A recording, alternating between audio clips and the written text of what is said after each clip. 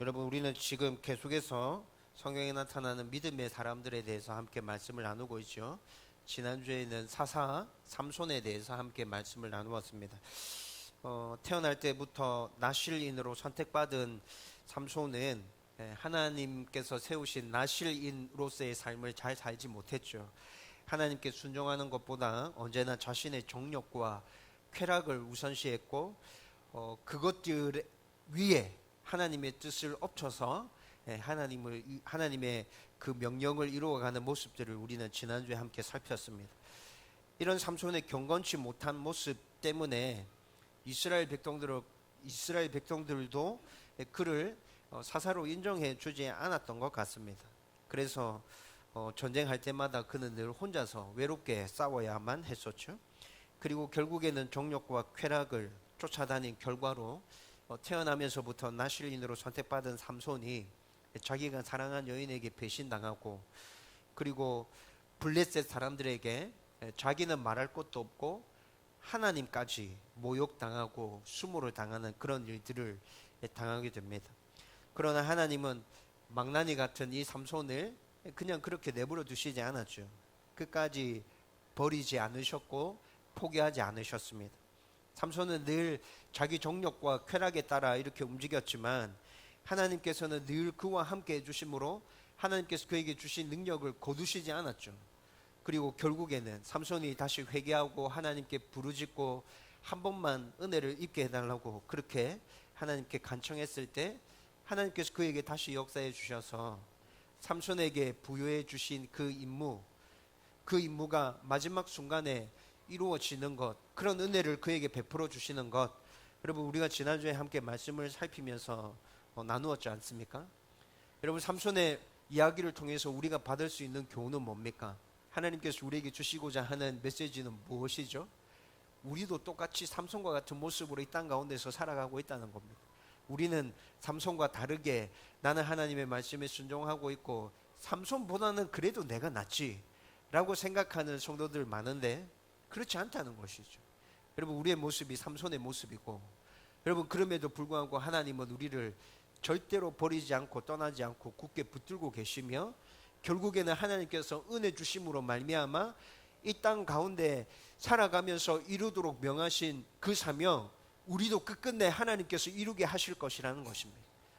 여러분, 삼손을 통해서 우리가 그 교훈을 가슴에 새기고, 나는 절대로 삼손과 같을지라도 삼손과 같이 하나님을 떠나서는 살면 안 되겠다, 어떻게 해서든지 하나님 붙들고 살아야겠다 라는 마음의 결단과 결심들이 일어날 수 있어야 되고, 혹시라도 지금 내가 좀 하나님과 멀리 떨어져 있구나 라는 것들이 느껴진다면 빨리 하나님께 되돌아가는 저와 여러분들 되기를 주님의 이름으로 축원드립니다.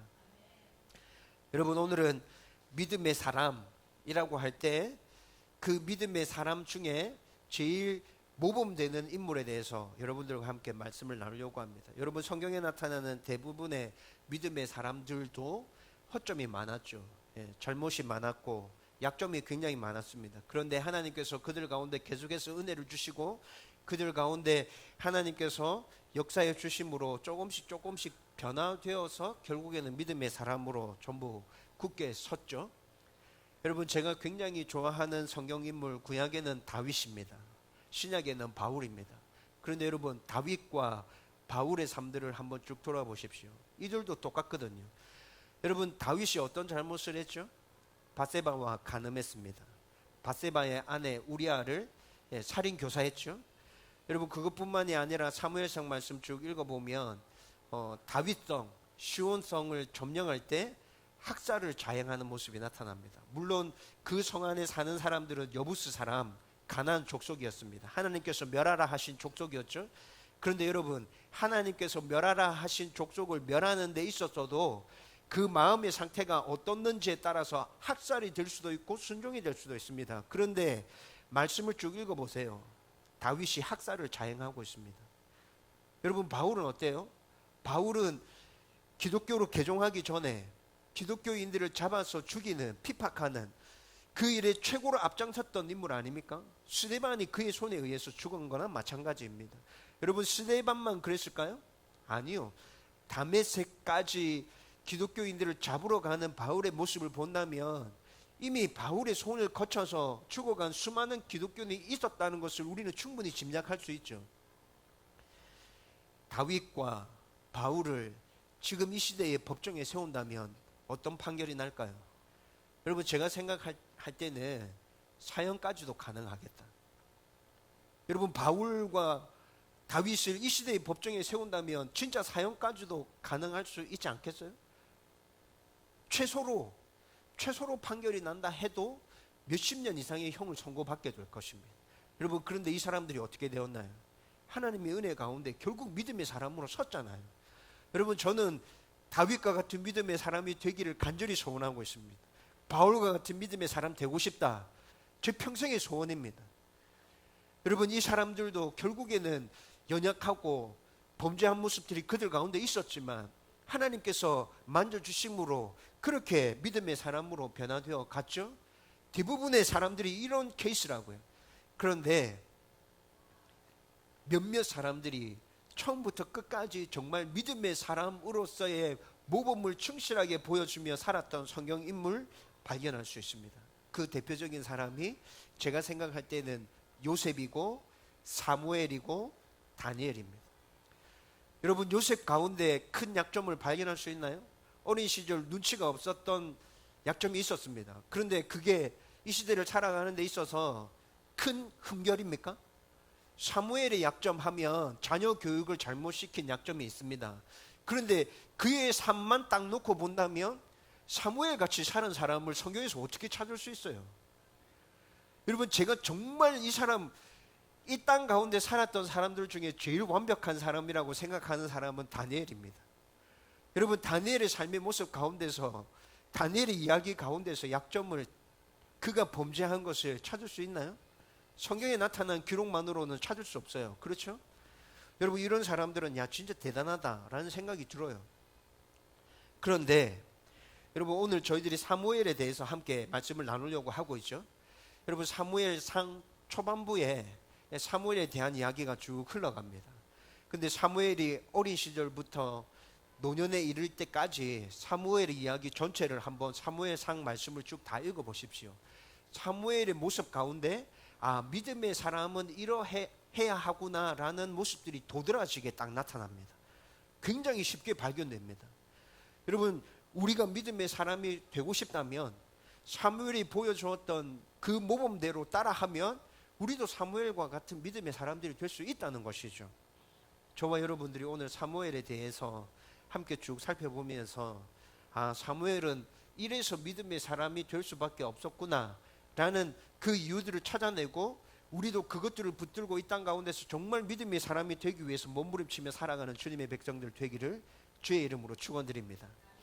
여러분, 어릴 때부터 노년에 이를 때까지 사무엘에게서 한결같이 믿음의 사람의 모습이 나타났다 그랬죠. 그래서 오늘 우리가 본문을 세 군데 읽었는데 그 세 군데 본문이 사무엘이 젊은 시절 사역을 시작할 때 모습이 어땠는지, 그리고 작년에 사무엘의 사역 모습이 어땠는지, 노년의 사무엘은 어떤 모습으로 사역하고 있었는지에 대해서 우리는 짧게 한 부분씩 다 읽었습니다. 여러분, 먼저 우리가 3장 19절에서 21절 말씀 읽었는데 이때는 사무엘이 젊은 시절 사역을 시작할 때 모습이 나타납니다. 여러분, 지난주에 살펴봤던 삼손이 태어날 때부터 나실인이었죠. 여러분, 그런데 사무엘도 태어날 때부터 나실인이었습니다. 여러분, 사무엘의 출생의 스토리가 어떻게 됩니까? 한나가 기도함으로 하나님께로부터 받은 아들이죠. 한나가 어떻게 기도했습니까? 하나님 아들 주시면 이 아들 하나님께 바치겠습니다. 나실인으로 키우겠습니다 라고 한나가 그렇게 기도했고 그 기도의 응답으로 사무엘이 지금 태어난 것이잖아요. 그러니까 사무엘도 태어날 때부터 나실인이었습니다. 그런데 삼손과 다르게 사무엘은 나실인으로서의 의무를 잘 수행하면서 정말 좋은 하나님의 사람으로 잘 준비되면서 자라났습니다. 그래서 오늘 19절 말씀 보면 이제 그가 어른이 되었습니다. 사역을 시작할 나이가 되었습니다. 그때 딱 등장하는 말씀이 19절 말씀에 이렇게 얘기합니다. 여호와께서 그와 함께 계셨고 그가 하는 말은 하나라도 땅에 떨어지지 않았다. 여러분, 진짜 이 대단한 말씀 아닌가요? 여러분 그리고 20절 말씀에 보면 단에서 브엘세바까지 온 이스라엘이 사무엘이 하나님께서 세우신 선지자라는 것을 알았다고 말씀하고 있죠. 여러분 단에서 브엘세바 어떻게 됩니까? 이스라엘 지도를 한번 펴놓고 살펴보십시오. 이스라엘 전체를 나타내는 겁니다. 여러분 제가 사사의 특징이 뭐라 그랬죠? 사사의 특징은 한 나라 전체를 다스리는 사람이 아니라 일정 지역을 다스리는 사람이라 그랬죠. 부산을 다스리는 사사, 서울을 다스리는 사사, 이렇게 일정한 지역을 다스리는 것이 사사의 특징이라 그랬는데 사무엘이 마지막 사사거든요. 성경에 나타나는 마지막 사사인데 사무엘은 지금 어떤 지역을 다스리고 있어요? 단에서 브엘세바까지 이스라엘 전체를 다스린다고 말하고 있습니다. 앞에 나타났던 사사들과는 확연히 다르죠. 여러분 그리고 또 7장 15절에서 17절 말씀 우리가 읽었죠. 여러분 이 말씀은 작년일 때 사무엘이 어떤 모습으로 사역하고 있는지에 대한 말씀이었습니다. 여러분 16절 말씀 보면 사무엘은 매년 베델과 길갈과 미스바를 순회하면서 이스라엘 백성들을 다스렸다고 말하고 있습니다. 여러분 사무엘이 왕들처럼 한 곳에 가만히 앉아서 왕궁에 앉아서 이스라엘 다스렸던 게 아니고 매년이라고 분명히 얘기하고 있습니다. 매년 이스라엘 곳곳을 돌아다니면서 이스라엘 백성들을 다스리고 있었다는 것이죠. 여러분 정말 사사로서의 임무에 충실하고 성실하게 임하고 있는 사무엘의 모습이 나타나죠. 여러분 그리고 우리가 12절 말씀 읽었는데 12장의 말씀을 읽었는데 12장의 말씀은 전체가 사무엘 은퇴식과 관련해서 고별사를 전하는 메시지입니다. 여러분 사무엘이 사울 왕을 세우고 난 다음에 이제 사사로서의 임무를 은퇴해야 되잖아요. 왕이 섰잖아요. 왕이 섰으면 사사는 더 이상 필요 없게 되는 거죠. 그래서 노년에 사무엘이 사사 은퇴식을 합니다. 그 은퇴식을 할 때 고별사가 사무엘상 12장 말씀이라고요. 그런데 그 12장 말씀에 보면 내가 이제 은퇴하는데 너희들에게 부탁할 몇 가지가 있다 하면서 몇 가지를 딱 부탁합니다. 그러고 난 다음에 23절 말씀에 보면 굉장히 유명한 말을 하죠. 너희를 위하여 기도하기를 쉬는 죄를 여호와 앞에서 결단코 범하지 않겠다. 내가 이제 사사의 직분은 은퇴하지만 내가 늙어서 은퇴하고 뒤로 물러난다 할지라도 너희를 위해서 기도하는 그 일은 내가 절대로 포기하지 않을 거야. 어느 곳에 있든지 내가 뭘 하고 있든지 너희를 위해서 매일 기도할 거야. 여러분 사무엘이 지금 이렇게 이야기하고 있다. 여러분 처음 사역을 시작할 때 노년의 사역을 끝마치며 은퇴할 때 여러분 사무엘 모습 가운데서 한결같이 이스라엘 백성의 진짜 사사, 진짜 지도자구나, 믿음의 사람이 맞구나 라는 모습이 계속 나타나고 있죠. 여러분 이스라엘 백성들도 사무엘상 12장 1절에서 7절까지 사무엘이 고별사를 할 때 그 말씀 쭉 읽어보면 이스라엘 백성들도 사무엘이 정말 좋은 지도자였다는 것을 인정하고 있습니다. 당신은 진짜 좋은 지도자가 맞습니다. 당신 같은 지도자가 우리를 다스린다면 우리는 얼마든지 지도자로 인정해 줄 수 있습니다 라는 고백들이 1절에서 7절까지 담겨져 있다고요. 여러분 사무엘이 도대체 어떤 삶을 살았기에 그의 삶 가운데서 붙들고 놓치지 않았던 것이 도대체 무엇이기에 사역을 시작할 때부터 사역을 끝마칠 때까지 한결같이 믿음의 사람으로서 이렇게 살아갈 수 있었을까요? 오늘 저와 여러분들이 찾아보려고 하는 것은 이 포인트라는 것이죠. 여러분 제가 이제부터 4가지를 말씀드릴 건데 여러분 이 4가지는 여러분들이 이미 알고 있는 것일 겁니다. 그런데 우리가 삶 속에서 순종하면서 제대로 살아가지 못하는 것들이죠. 여러분 정말 하나님의 사람으로서 믿음의 사람이 되기를 원한다면 여러분들이 지금까지 알고 있었던 그리고 사무엘의 모습 가운데서 분명하게 나타나는 이것들 반드시 붙들어야 된다고요. 여러분 먼저 사무엘의 모습 가운데 나타나는 믿음의 사람 첫 번째 모습은 순종입니다. 순종. 여러분 사무엘은 그가 어릴 때부터 순종의 사람이다라는 모습을 분명히 보여주고 있죠. 사무엘이 어린 시절 엘리 제사장의 지도를 받으면서 성전에서 자랍니다. 여러분 그런데 하나님께서 하나님의 말씀이 희귀했던 그 시대 때 사무엘에게 찾아오십니다. 사무엘을 부르시죠. 여러분 이 이야기를 여러분들 알고 계시죠? 여러분 하나님께서 사무엘을 부르실 때 사무엘은 어린 나이였기 때문에 그것이 하나님께서 자기를 부르는다는 것을 몰랐습니다. 그래서 사무엘이 누구에게 쫓아갑니까? 엘리에게 쫓아가죠. 여러분 이때 사무엘의 나이가 한 10살 전후? 여러분 10살 전후에 아이들이 누군가 부를 때 잠에서 벌떡 일어나서 부모에게 찾아온다? 여러분 그 아이는 무엇을 하든지 될 아이죠. 그렇죠? 요즘 이 시대에 그런 아이들이 있다면 진짜 그 아이는 무엇을 하든지 될 아이입니다. 요즘 아이들 그렇지 않잖아요. 그렇죠? 여러분 그런데 사무엘이 그렇게 순종의 모습을 어린 나이 때부터 보여주고 있다고요. 여러분 사무엘이 사역을 시작하면서 첫 번째로 전면에 등장하는 사건이 블레셋과의 전투입니다. 여러분 사무엘 시대 이전에는 엘리가 다스렸죠. 제사장 엘리, 그리고 제사장의 아들 홈리와 비느하스. 여러분 사무엘상 이야기를 처음에 읽어보면 이들의 이야기가 나타납니다. 그런데 홈리와 비느하스는 굉장히 악했죠. 자기들 마음대로 그렇게 제사를 진행했고 하나님의 말씀에 불순종했거든요. 여러분 블레셋이 이스라엘에 쳐들어왔습니다. 1차 전쟁 때 홈리와 비느하스가 이 전쟁을 이끌었던 것 같습니다. 근데 이 전쟁에서 패하죠.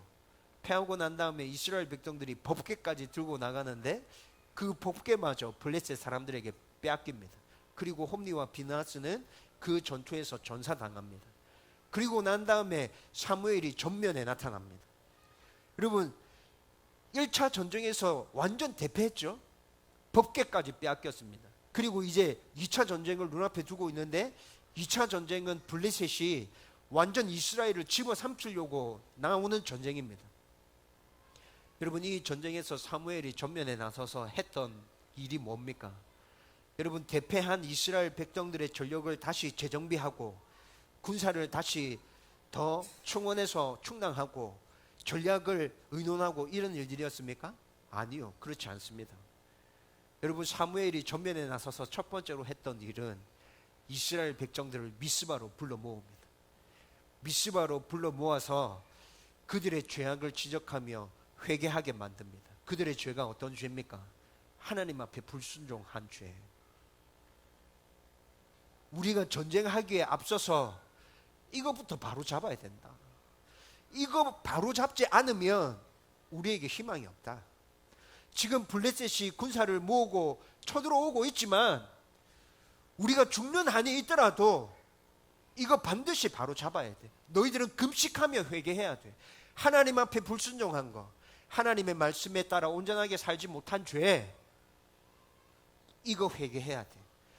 사무엘이 미스바로 이스라엘 백성들을 불러 모아놓고 이 메시지를 전하고 금식하며 회개하도록 만듭니다. 여러분 이스라엘 백성들이 사무엘의 이 메시지 앞에 전부 다 꼬꾸라지죠. 그리고 미스바에서 철저하게 금식하며 회개하기 시작합니다. 여러분 블레셋 군인들이 이스라엘 백성들이 미스바에 전부 다 모였다는 이야기를 들었어요. 그리고 그곳에서 회개하며 자기들의 신들을 찾으면서 울부짖고 있다는 소식이 들려왔죠. 여러분 블레셋의 입장이라면 여러분 이때가 기회 아닙니까? 여러분 그래서 이스라엘 백성들을 치러 내려옵니다. 그런데 하나님께서 블레셋 군 가운데 역사하여 주셔서 우레를 바라심으로 여러분 그들을 치고 전멸시키죠. 여러분 이렇게 해서 사무엘이 첫 번째 나타났던 전면에 나타났던 이 사역 가운데 놀라운 승리를 얻게 됩니다. 여러분 그런데 사무엘이 그때 이스라엘 백성들에게 외쳤던 메시지가 뭐라고요? 불순종에 대한 죄를 회개해야 한다. 여러분 이 모습 가운데서 사무엘은 정말 철저하게 하나님께 순종하는 것 정말 중요하게 생각하는 사람이었구나 라는 것들이 분명하게 보여지죠. 여러분 이것뿐만이 아니라 사무엘 스토리 전체를 읽어보면 사무엘은 자기가 내키지 않는 일에도 하나님께서 말씀하실 때 순종하셨습니다. 두려운 일에도 하나님께서 말씀하실 때 순종하셨습니다. 그 일이 어떤 일입니까? 내키지 않은 일은 이스라엘 백성들이 왕을 세워달라고 요구할 때가 있었습니다. 이스라엘 백성들이 사무엘에게 나와서 우리도 다른 나라들처럼 왕이 있었으면 좋겠다. 왕 세워주라. 이렇게 요구하죠. 여러분 그런데 사무엘상 7장 말씀, 아니 사무엘상 8장 6절 보면, 사무엘상 8장 6절 말씀 보면 사무엘이 이스라엘 백성들이 요구하는 왕을 세워달라는 이 요구가 하나님을 거부하는 것이라는 것을 분명하게 알았습니다. 그리고 이스라엘 백성들의 이 요구를 굉장히 기분 나쁘게 생각했습니다.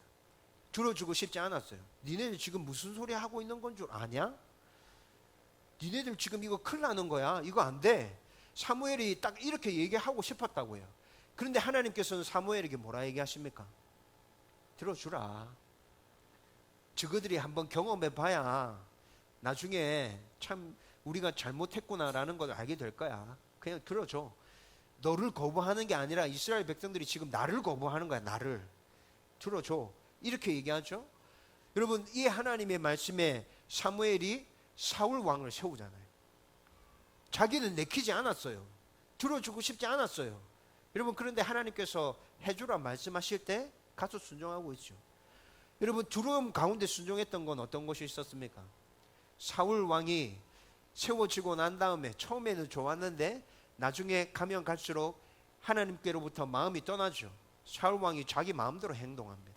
그래서 결국 하나님도 사울 왕에서 마음이 떠나고 사울 왕을 패하시고 다윗을 세우겠다 말씀하십니다. 그리고 사무엘에게 말씀하십니다. 다윗에게 가서 기름 부으라.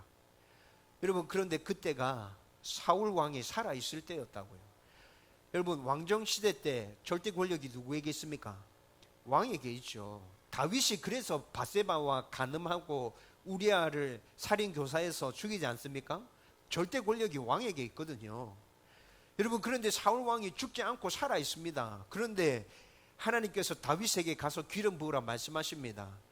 여러분, 아무리 간이 이따만큼 큰 사람이라 하더라도 여러분, 이 명령 앞에서는 좀 두렵겠죠.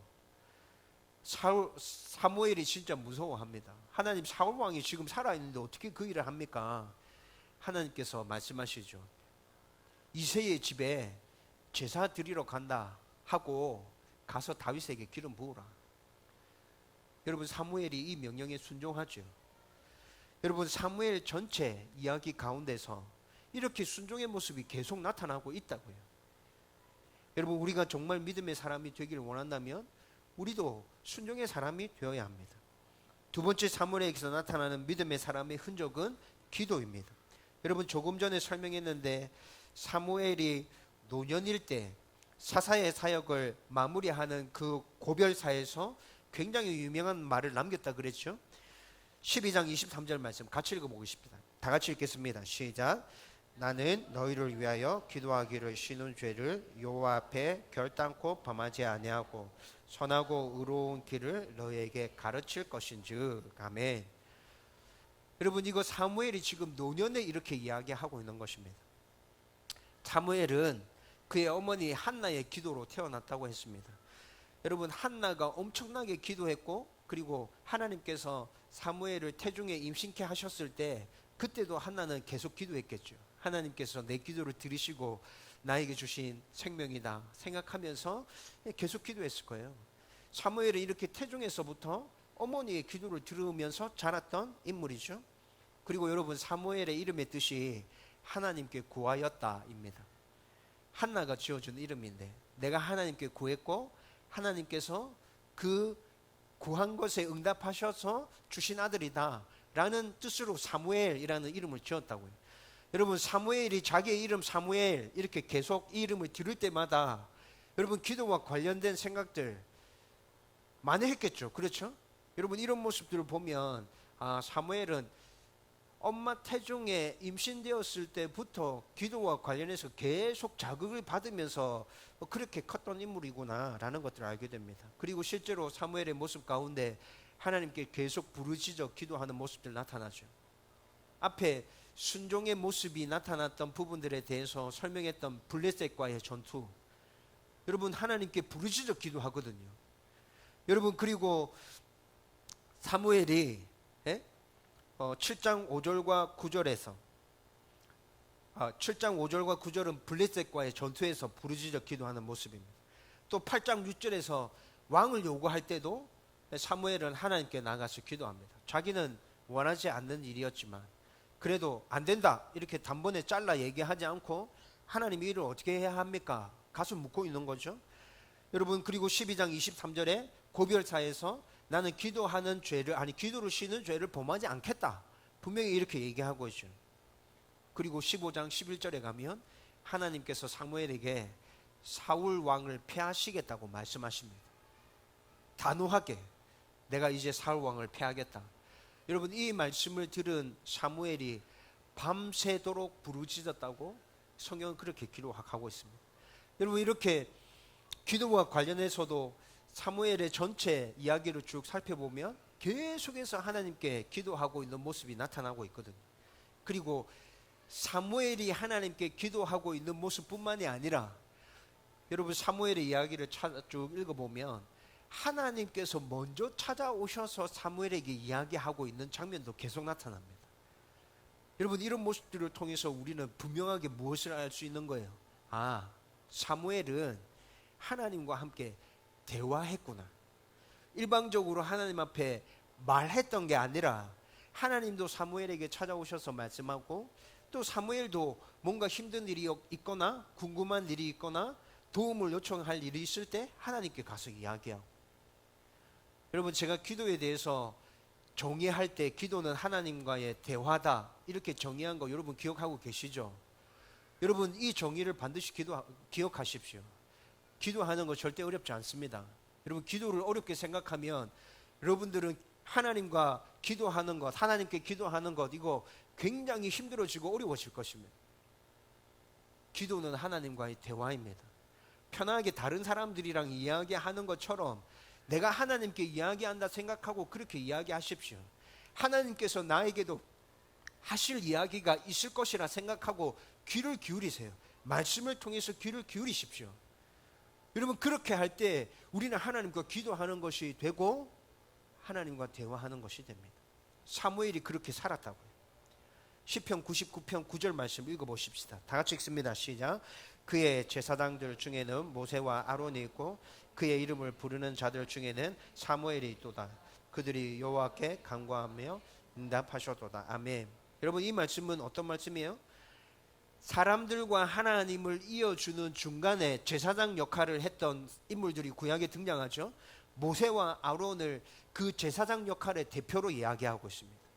사람과 하나님을 이어주는 사람 역할, 그 대표 모세와 아론. 그리고 하나님과 대화했던, 그러면서 하나님과 깊이 교제했던 사람의 대표로 누굴 얘기하고 있어요? 사무엘을 이야기하고 있어요. 예레미야 15장 1절 말씀 같이 읽어보십시다. 다 같이 읽습니다. 시작. 여호와께서 내게 이르시되 모세와 사무엘이 내 앞에 섰다 할지라도 내 마음은 이 백성을 향할 수 없나니. 아멘. 여러분, 이게 무슨 말이에요? 하나님께서 지금 예레미야에게 내가 이스라엘 백성들을 심판하겠다 말씀하시는 거거든요. 그런데 누가 나의 앞에 섰다 할지라도 내가 이 뜻을 돌이키지 않겠다 말씀하십니까? 모세와 사무엘. 여러분, 하나님께서 지금 모세와 사무엘을 어떤 사람의 대표로 이야기하고 있는 거죠? 사람들을 위하여, 이스라엘 백성들을 위하여 중보하는 자의 대표로 모세와 사무엘을 이야기하고 있다고요. 하나님께서도 인정해 주시는 사람들이라는 거죠. 그렇죠? 그럼에도 불구하고 이들이 내 앞에 설다 할지라도 내가 이스라엘 백성들을 심판하겠다 하는 내 뜻을 돌이키지 않겠다. 얘들은 매 맞아야 되고 정신 차려야 돼. 하나님께서 지금 예레미야에게 이 얘기를 해주시는 거죠. 여러분, 방금 읽었던 시편 말씀과 예레미야 말씀을 보면 성경에서도 하나님께서도 기도하는 사람의 대표적인 모습으로 누굴 이야기하고 있어요? 사무엘을 이야기하고 있다고요. 여러분, 사무엘이 믿음의 사람으로, 대표로, 모델로 인정될 수밖에 없는 이유, 그는 기도의 사람이었습니다. 저와 여러분들이 믿음의 사람이 되기를 원한다면 기도의 사람이 되어야 합니다. 여러분, 세 번째로 사무엘에게 나타난 믿음의 사람의 흔적은 말씀입니다. 조금 전에 우리가 사무엘상 12장 23절 읽었죠? 기도하는 죄를 범하지 않겠다.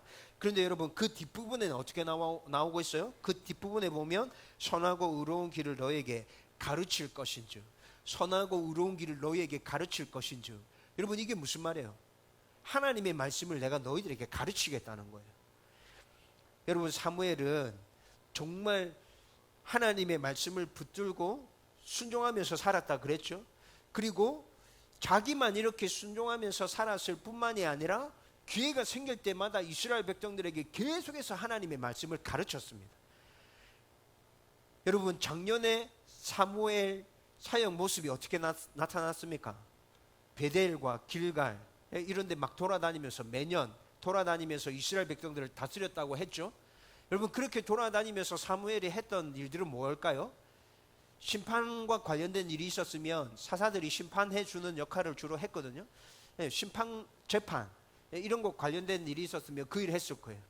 그리고 난 다음에 그들이 잘못 사는 모습에 대해서도 책망했을 거예요. 지적했을 거예요. 그리고 난 다음에 또 한 일이 뭘까요? 하나님의 말씀을 가르쳤죠. 이렇게 살아야 된다. 이게 하나님께서 말씀하신 것이다. 여러분, 매년 사무엘이 이스라엘 곳곳 지역을 돌아다니면서 이 일을 계속했다고요. 그는 하나님의 말씀을 굳게 붙들고 있었고 순종했고, 그 자신만 그렇게 살았던 것이 아니라 이스라엘 백성들에게 그렇게 살 것을 계속해서 가르쳤고, 말씀의 사람이 정말 분명하죠. 여러분, 믿음의 사람들 가운데는 이렇게 말씀의 모습이 계속 나타나고 있습니다. 여러분, 모세 생각해 볼까요? 모세는 하나님을 만나기 위해서 시내산에 올라갔습니다. 하나님의 말씀을 그곳에서 들었죠. 받았죠. 그리고 시내산에서 내려왔습니다. 어떻게 했습니까? 이스라엘 백성들에게 그 말씀을 가르쳤습니다. 하나님께서 나에게 주신 말씀이 이것이다. 너희들 이대로 살아야 된다. 다니엘은 어떻게 했죠? 다니엘서 9장 말씀 쭉 읽어보면 다니엘은 하나님의 말씀을, 선지자들이 들려주신 하나님의 말씀을 공부했다 나옵니다. 집중해서 공부했습니다. 그렇게 공부하고 난 다음에 깨달아진 그 말씀을 붙들고 다니엘은 기도했다고 나옵니다. 여러분, 바울은 어땠습니까? 바울은 사도행전 20장 32절 말씀 보면 바울이 예루살렘으로 향하던 중에 에베소 교회 장로들을 밀레도에 이렇게 부르죠. 그리고 그들에게 마지막으로 메시지를 막 전합니다. 그리고 난 다음에 최종적으로 한 가지 부탁을 합니다. 그것이 사도행전 20장 32절 말씀입니다. 어떤 부탁을 합니까? 하나님의 말씀께 내가 너희들을 부탁한다. 이게 무슨 말이죠? 말씀을 붙들어야 된다. 말씀 안 붙들면 답이 없다. 하나님의 말씀께 너희들을 부탁한다. 하나님의 은혜에 너희들을 부탁한다. 여러분, 사도 바울의 에베소 교회 장로들을 이렇게 하나님의 은혜와 하나님의 말씀에 부탁하고 있다고요. 예수님은 어떠하셨습니까? 예수님은 이른 새벽에 한적한 곳을 찾아가셔서 기도하셨습니다. 기도하시고 난 이후에 한낮에는 어떻게 하셨죠? 곳곳에 다니며 하나님의 말씀을 선포하시고 하나님의 말씀을 가르치셨죠. 여러분, 이렇게 모든 믿음의 사람들 모습 가운데는 말씀과 기도를 붙드는 모습들이 계속 나타난다고요. 사무엘의 모습 가운데서도 기도 나타났죠. 그리고 말씀이 나타나고 있는 거예요. 여러분, 우리도 믿음의 사람이 되기를 원한다면 기도와 말씀 한 곳으로 치우쳐지면 안 됩니다. 두 가지를 똑같이 다 붙들어야 됩니다. 여러분, 제가 수요 기도에 나와서 기도하면 좋겠습니다. 성경 읽으면 좋겠습니다. 2학기 때 이제 큐티 훈련 할 건데 큐티 하면 좋겠습니다. 여러분, 제가 왜 이렇게 하고 있는지 여러분 아시겠죠? 믿음의 사람이 되기를 원한다면 우리도 기도해야 되고 우리도 말씀 붙들어야 돼요. 네 번째, 마지막으로 사무엘에게서 나타난 믿음의 사람의 흔적은 여러분 슬픔입니다. 슬픔. 아니, 목사님, 슬픔이 어떻게 믿음의 사람의 흔적이 될 수 있나요? 사무엘상 15장 35절 말씀 같이 읽어보십시다. 다 같이 읽겠습니다. 시작. 사무엘이 죽는 날까지 사울을 다시 가서 보지 아니하였으니 이는 그가 사울을 위하여 슬퍼함이었고 여호와께서 사울을 이스라엘 왕으로 삼으신 것을 후회하셨더라. 아멘. 여러분, 이게 무슨 말이에요? 사울 왕이 처음에는 참 괜찮았는데 시간이 지나면서 점점 하나님으로부터 멀어지는 모습을 계속 보이죠.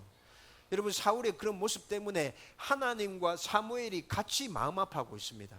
하나님이 후회하셨다. 이 말은 하나님이 진짜 후회하셨다는 것이 아니라 하나님은 후회하시지 않는 분입니다. 완전하고 완벽하신 분이죠. 여러분, 이 말을 하나님도 후회하시구나 이렇게 해석하면 안 되고요. 하나님이 사울의 그 모습을 보시면서 마음 아파하셨다 이렇게 받아들여야 되는 것이라고요. 근데 사무엘도 사울의 그런 모습 때문에 마음 아파하고 있습니다. 여러분, 우리 작년에 산상수훈의 말씀을 나누었죠. 산상수훈의 말씀, 애통하는 자는 복이 있나니 이렇게 나오죠. 그 애통하는 자가 어떤 자였습니까? 자기 죄 때문에, 공동체의 죄 때문에, 민족의 죄 때문에 슬퍼하고 아파하는 자. 여러분, 그게 애통이라 그랬죠?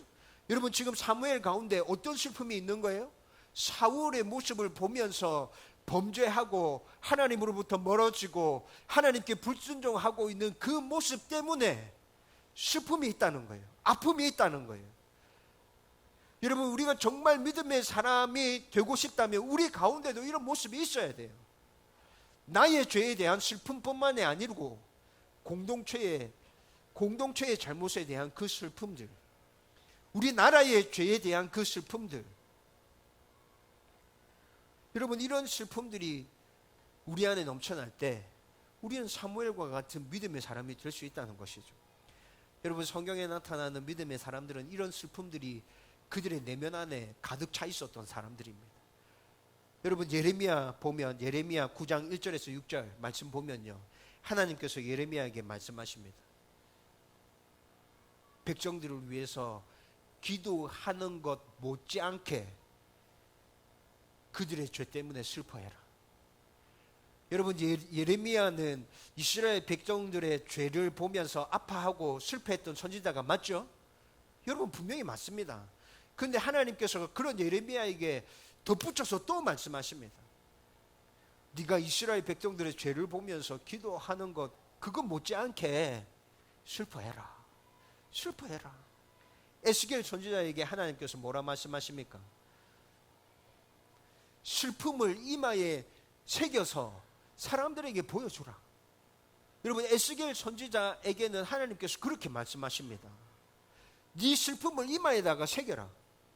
그리고 그 슬픔의 모습을 사람들에게 보여줘. 그 슬픔이 너의 슬픔이 아니라 나의 슬픔이야. 물론 너도 슬퍼하고 있겠지만 내가 이스라엘 백성들 때문에 그렇게 아파하고 슬퍼하고 있어. 여러분, 에스겔 선지자에게 그렇게 말씀해 주신다고요. 예수님은 어떤 모습 보여주셨습니까? 누가복음 19장 말씀을 읽어보십시오. 예수님이 예루살렘 성을 바라보면서 눈물 흘리시는 장면이 나옵니다. 왜 우시죠? 이제 곧 예루살렘 성이 망하게 될 거거든요. 죄악으로 가득 차 있는 예루살렘 성을 바라보셨어요. 그 성 안에 사는 사람들이 죄로 가득 차 있는 그 모습을 예수님이 바라보신 거죠. 그리고 이제 곧 예루살렘 성이 망할 거예요. 그것을 보시면서 아파하시고 슬퍼하시면서 우셨죠.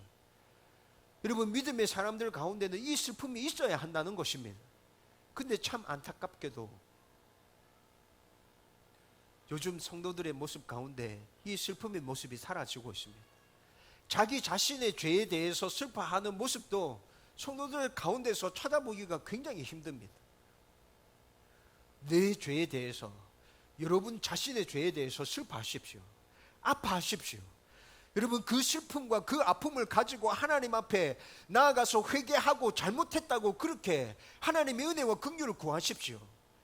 그리고 거기에서 멈추지 말고, 여러분, 우리 공동체의 죄, 다음 교회 안에서 뭔가 잘못된 점이 보여진다면 여러분, 그것들에 대해서 먼저 비판하고 정죄하고 말하기보다 그것들을 가슴에 품고 먼저 하나님 앞에 나아가서 회개하십시오. 여러분, 우리 교회 가운데 이런 잘못이 보여집니다. 하나님 불쌍히 여겨주십시오.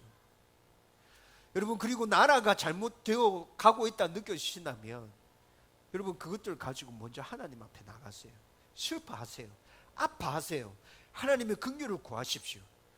저와 여러분들이 이런 믿음의 사람들 되기를 주님의 이름으로 축원드립니다. 여러분, 이제 말씀을 정리하려고 합니다. 지금까지 성경에 나타난 믿음의 사람들을 쭉 살펴보면서 여러분, 그들의 공통점을 찾았습니까? 여러분, 노아부터 우리가 믿음의 사람들의 여정을 시작했습니다. 그리고 지난주에 삼손까지 살펴봤죠. 12명의 사람을 살펴보았습니다. 오늘 사무엘이 13번째 사람입니다. 여러분, 그런데 노아부터 삼손까지 여러분 쭉 계속해서 나타났던 모습들이 있었습니다. 그 모습이 어떤 모습이었는지 난 잘 모르겠어요 라고 말씀하신다면, 여러분, 오늘 사무엘은 믿음의 사람의 정석이라 말씀드렸잖아요. 그렇죠? 여러분들이 오늘 말씀을 잘 들으셨다면, 믿음의 사람들 가운데 나타났던 공통점은 이것이었구나. 내가 믿음의 사람이 되길 원한다면 나도 이렇게 해야 되구나 라는 것들을 여러분들 분명히 붙잡으셨을 겁니다. 그것이 바로 순종과 기도와 말씀과 슬픔이라 그랬죠. 여러분, 그런데 잘 들으십시오. 중요합니다. 이런 것은 처음부터 우리에게 온전하게 있었던 것도 아니고 갑자기 생겨난 것도 아닙니다. 다시 말씀드립니다. 여러분, 이런 것들은 처음부터 우리에게 온전하게 있었던 것도 아니고 갑자기 생겨난 것도 아닙니다. 그러면 어떻게 그런 것들이 생겨납니까? 훈련을 통해서 생겨납니다. 여러분, 하나님께서 처음 인간을 창조하셨을 때 아담과 하와 완벽하게 창조하셨죠? 그들 안에는 완전한 순종의 모습이 있었습니다. 하나님과 완전하게 교제하는 모습들이 있었습니다. 그런 은혜가 그들 가운데 있었다고요. 에덴 동산에서 그 은혜들을 누리면서 살았죠. 그런데 죄가 그들 가운데 들어오면서부터 이런 것들이 다 망가졌습니다. 없어진 게 아니고 망가진 것이라고요. 사라진 것이 아니고 망가진 것입니다. 여러분, 예수님께서 이 땅에 오셔서 십자가의 대속의 사역을 통해서 망가진 이것들을 다시 온전하게 회복시키기를 원하셨고, 그 일들이 지금 우리 가운데서 진행되어지고 있습니다. 어떻게 진행되어지고 있습니까? 훈련을 통해서. 여러분 안에 찌그러져 있는 순종의 모습이 있습니다. 여러분 안에 망가져 있는 하나님과 교제하려고 하는 그 마음들이 망가진 모습으로 있다고요. 예수님의 십자가 사역으로 말미암아 망가지고 찌그러진 그것들이 이제 다시 온전하게 회복되어질 수 있는 길이 열렸습니다. 이제 우리 어떻게 하면 됩니까? 몸부림쳐야 합니다. 훈련을 두려워하지 말아야 합니다. 여러분, 기도 잘 못하십니까? 두려워하지 마십시오. 여러분, 말씀 읽는 게, 큐티하는 게 힘들고 어려운가요? 두려워하지 마십시오. 훈련하십시오. 포기하지 말고 도전하십시오. 애통하는 마음이 없습니까? 포기하지 말고 도전하세요. 하나님께 구하며 나가십시오. 여러분, 점점 바뀌어져 나갈 것입니다. 우리도 점점 믿음의 사람이 되어져 갈 것이라고요. 저와 여러분들 가운데 이 은혜가 넘쳐나게 되기를 주님의 이름으로 축원드립니다.